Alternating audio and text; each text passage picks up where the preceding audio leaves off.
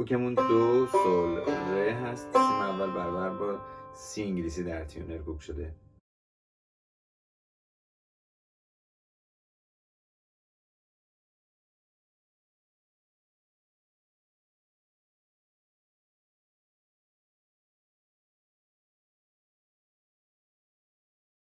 در این قطعه فا سوری، سی بمول و می کرون داریم.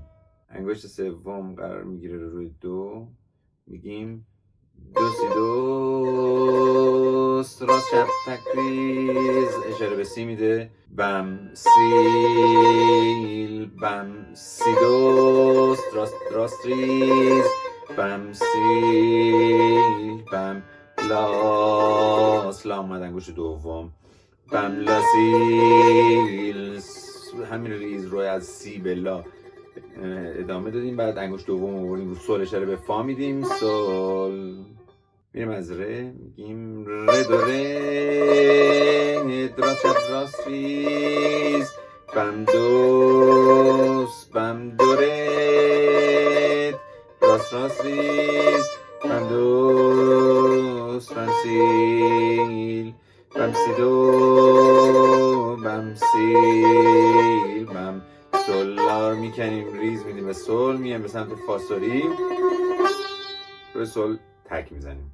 سل سل سلف، بم لاس، بم سلا سلف، بم فا کمان ریز، اشاره به می، فا سل، بم فا سل فا، می مقطع، میره راست چپ، می میاد انگشت اول، می فاس فا، می فاس فا، می فاس فا، سه بار می فاس فا زده میشه.